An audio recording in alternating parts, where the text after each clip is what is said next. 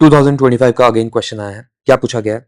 The reserve bank of India mandates all listed companies to submit business responsibility and sustainability report। देखो जी, exact line, business responsibility and sustainability reporting, vision IAS 24 of May 2024 का question है। ठीक है, अब देखो, क्या RBI ऐसा काम करेगी? कंपनीज को ट्रैक आरबीआई करती है, सेबी करती है।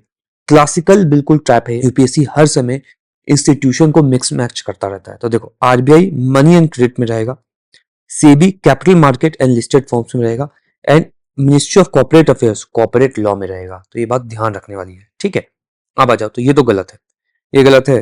क्या करेक्ट पूछा है? ये गया अपना, ये गया अपना। Next, in India a company submitting business responsibility and sustainability report makes a disclosure in report that are largely non financial in nature. अब इसको भी एक्सचेंज किया जा सकता है, फाइनेंशियल नॉन फाइनेंशियल।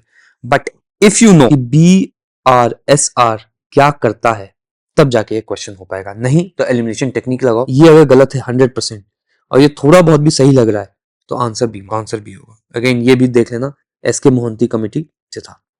ठीक है, अब एक बात बताता हूं, ये करता ही क्या है। ये ESG रिपोर्टिंग करता है, that is environmental social and governance report है। ये environmental social and governance disclosure या रिपोर्ट है ये। ठीक है, तो ये बात ध्यान रखना, these are usually non financial in nature, इस वजह से सही है। तो आपको इसका व्हाट पता होता, तब ये क्वेश्चन बेहतर कर पाते, नहीं तो एलिमिनेशन से होता। चलिए एक्सप्लेनेशन देखते हैं। क्या ये रिपोर्ट से भी देखता है, ESG है, environmental social and governance disclosure करेगा इसमें company. Top 1000 public listed companies by its market capitalisation.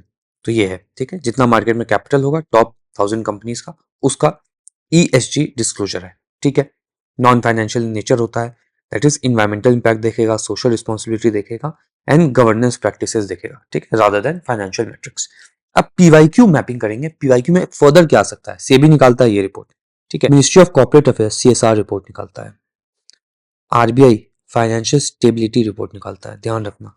Global level पे GRE स्टैंडर्ड एंड TCFT। अब ये GRE क्या है?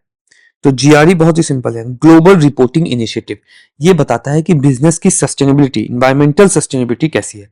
और TCFD क्या है? TCFD है आपका task force on climate related financial disclosure. तो ये दोनों बस इतना ध्यान रखना कि बिजनेस एंड इन्वायरमेंट से रिलेटेड है, कौन क्या करता है, ये सब पे ध्यान मत देना, बस इतना देखना। ठीक है, अब नीति आयोग क्या निकालता है? SDG India index.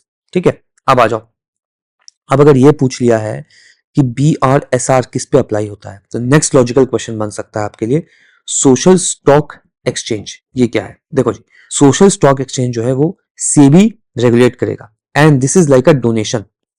इसमें ना प्रिंसिपल मिलेगा ना इंटरेस्ट मिलेगा, so this is zero coupon and zero principal instrument.